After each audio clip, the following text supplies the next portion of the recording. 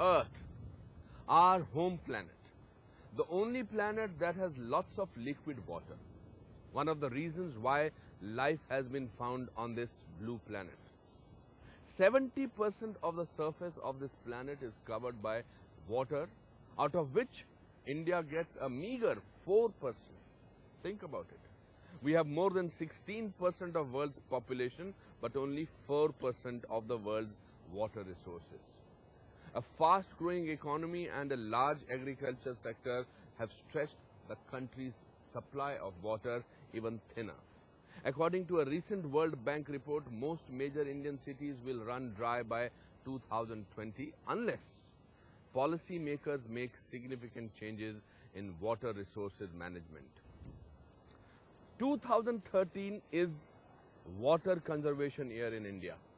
So today's quest for zero is to prepare us all to dream of a nation that is water abundant. Over the next half hour, we will meet people who are working towards realizing this dream. We will visit companies that are working towards zero water waste, zero contamination, and zero thirst.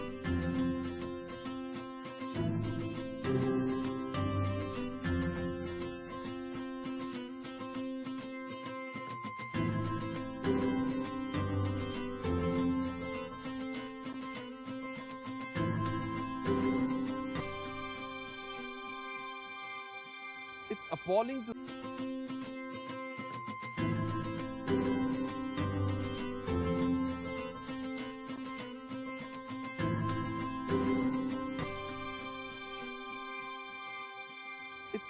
to know that only a quarter of the total population in India has access to this, a glass of safe drinking water in their homes.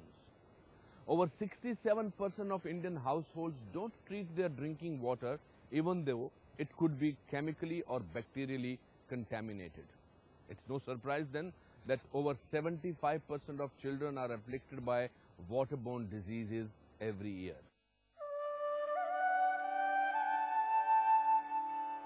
Walking endless distances to fetch drinkable water is the harrowing plight of many rural women in India, as nearly 50% of our villages don't have any source of protected drinking water.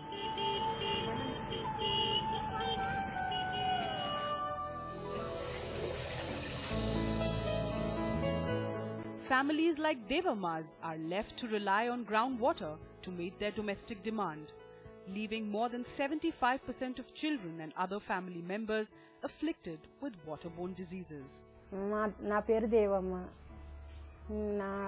మాకు కూడా నీళ్ళు వల్ల పిల్లలకు మాకు జ్వరాలు వస్తున్నాయి. దూరంకి వెళ్ళి తెచ్చుకుంటున్నాము. అక్కడ బోలర్లకి వెళ్ళి తెచ్చుకుంటాము. ఇంకా నీళ్లు తాగలేక పిల్లలకు జ్వరాలు వాంతులు.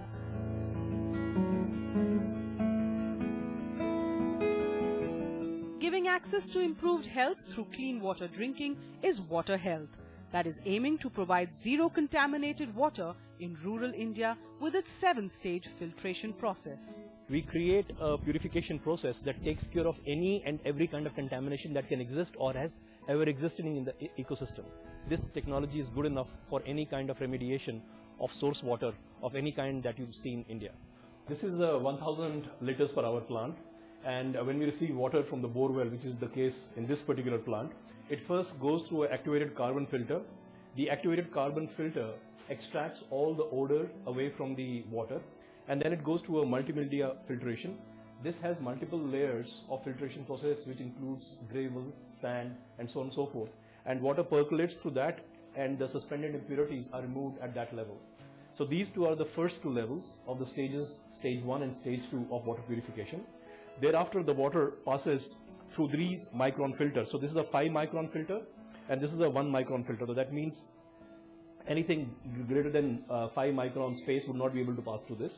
Thereafter, it goes through 1 micron filter, which is a finer form of filtration process. Thereafter, the water goes through the RO membranes, and there are these 4 membranes of various flow rates. So what it does is, the water is extracted, and then it goes through a very fine process where 10 raised to power minus 6 kind of the water size is removed through this process under high pressure. And once the water is devoid of any impurities, both microbiological as well as chemical contamination, it is then finally passed through this final stage, which is the ultraviolet waterworks purification process, and it kills any microbiological contamination or pathogens that stay within the water. And thereafter the water is good for use and drinking consumption. A process that includes patented ultraviolet disinfection technology invented by Indian-born physicist Ashok Gadgil. Water Health is licensed to distribute this technology that is capable of killing even the minutest particles. What it does is, it has water flowing into a crucible, and the crucible controls the flow rate of water, and then the water that is flowing through the crucible is exposed to the radiation from the ultraviolet bulb, and based on that radiation, it ensures that all the pathogens are cleaned completely. With more than 500 decentralized water purification centers in the corridors starting from Gujarat, spreading to Andhra Pradesh, flowing to Karnataka, and finally reaching Tamil Nadu, Water Health provides access to safe drinking water to millions of people with the help of strategic partnerships. Yes, so other than the over 500 panchayats where we already have our water purification plants running, we recently tied up with the Bangalore municipality for covering all of Bangalore city with one of plants like these. In fact, the first plant already got started about 4 months ago. We now have a mandate to install 200 plants in Bangalore over the next 12 to 18 months. With that, we clearly have an opportunity to provide not only to the to rural areas, but also in the urban pockets like Bangalore city, the possibility of safe water. Every drop of water free of contamination, a mantra that Water Health keenly pursues. But is this the only distinguishing factor for the company that bets big on innovation?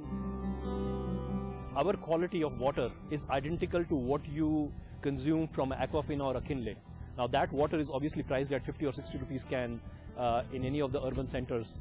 We price our water at 6 rupees. So that's 1/10 of the price of what it is available anywhere else. This water is highly subsidized. A vision that aims to reduce waterborne diseases step by step and drop by drop. నా పేరు సుగుణమ్మ తుగ్గుగూడమాది. మాకు గ్రామ పంచాయతీ వద్ద అందరూ వచ్చి ఇంటింటికి వచ్చి చెప్పారు. చెప్తే డాక్టర్ వాటర్ బాగుంటుంది, తాగాలి, మంచిగా ఉంటుంది అని చెప్తే మేము అవే 2 సంవత్సరాలు తెచ్చి పట్టుకుని తాగుతున్నాం. అవి తాగిన సంది మంచిగా ఉన్నాయి. మా పిల్లలకు మాకు ఆరోగ్యాలు బాగానే ఉన్నాయి. ఇక అవి తాగిన సంది అయితే మంచిగా ఉన్నాయి. వేరే నీళ్ళు తెచ్చుకుంటే మాకు పురుగులు వచ్చినాయి. మాకు ఆరోగ్యాలు మంచిగా ఉన్నాయి.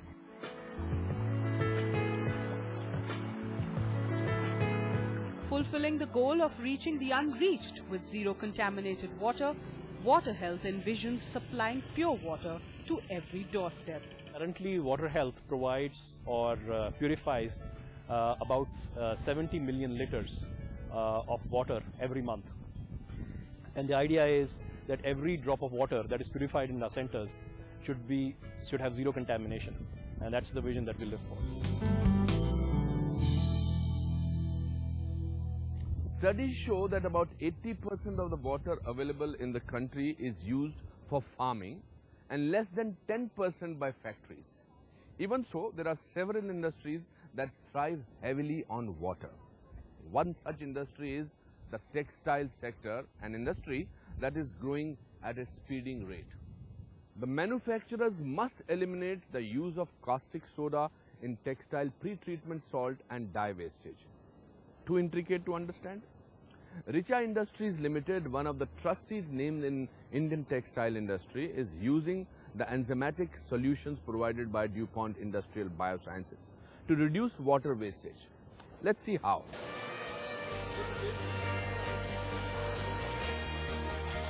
A world of textures.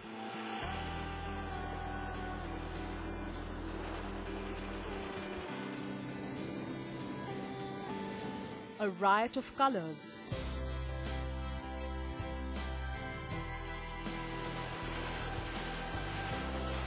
And spools of yarn and fabric. The Indian textile industry boasts of being one of the world's largest.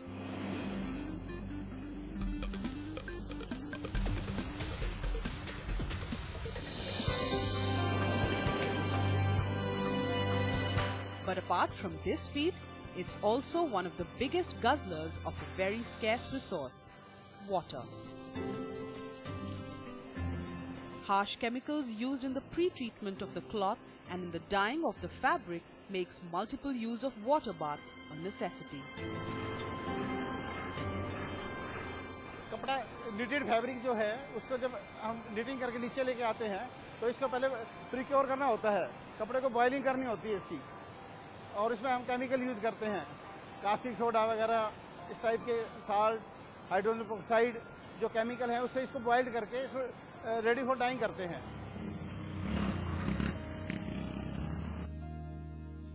In the heart of Faridabad is this textile mill owned by Subhash Gupta, which is anything but run-of-the-mill.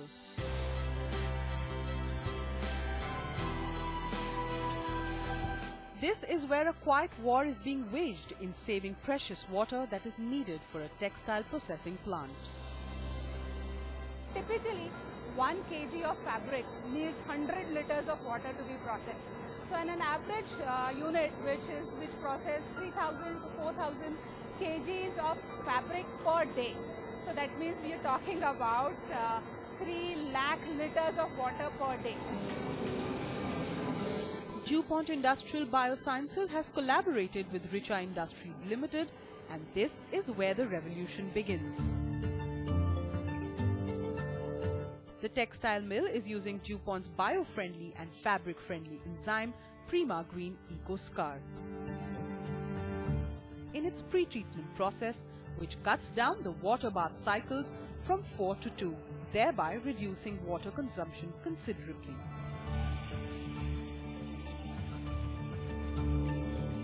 DuPont's enzymes are used in a processing unit like Richa, whereas we are helping them to reduce the total water usage.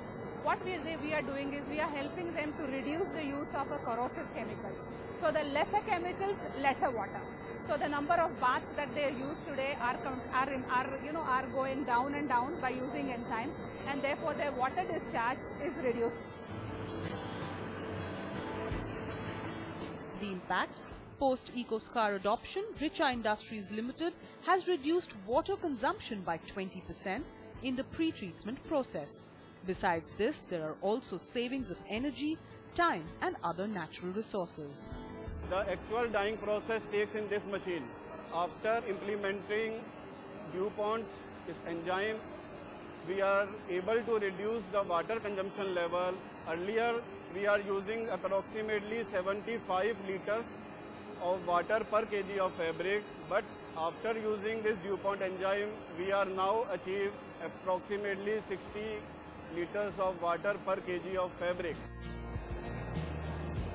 The water savings can be higher at different plants depending on process conditions. Water savings of at least 20% in just pre-treatment could mean huge savings for hundreds of mills across India. A big blessing for a water-intensive industry and a significant contribution to a water-starved country like India. Not just that, in any textile unit, the water that is discharged is beset with dyes and chemicals. Proper treatment to make this water free from chemicals is critical so that it can be reused and recycled. पानी ऊपर जो 3 टैंकी देख रहे हैं हम, उनमें ये सारा उनमें केमिकल भरे हुए हैं, जैसे कि फेरस, लाइम, पॉलीलैक्टो, 3 केमिकल हैं जब वो वाटर से टच होते हैं तो अपना रिएक्शन करते हैं, पानी को फाड़ते हैं. पानी फाड़ने से पानी साफ हो जाता है, हैवी मेटल नीचे बैठ जाते हैं और वो पानी फ्लो होता हुआ इस टैंक में आ जाता है. पानी साफ होके एयरेशन टैंक बने हुए हैं उधर, उनमें चला जाता है. वहाँ उसमें हम एयर मिक्स करते हैं. उस एयर मिक्स होने के बाद पानी को यहाँ लेके आते हैं. ये पानी बिल्कुल साफ है इस टाइम. इस पानी को फिर हम रीयूज के लिए अपने टैंकों में ले जाते हैं और वो डाइंग में दोबारा रीयूज करते हैं. लगभग 300 KL पर डे में से 150 KL लगभग हम रीयूज कर लेते हैं per day. The quest is to reduce, reuse and recycle water in a notoriously water-hungry industry. Overall, to me, this is our effort to go towards the power of Shunya. That means the wastage of water or water wastage going towards zero, and that's our commitment to the sustainability.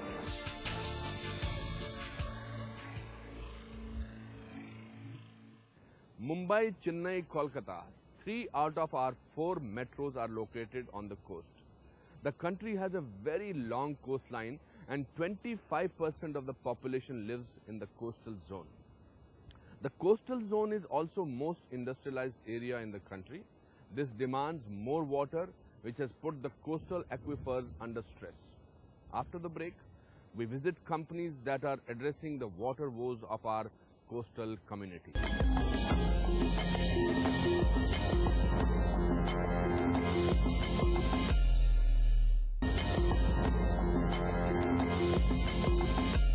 Chennai has a chronic water problem as the city depends extensively on groundwater.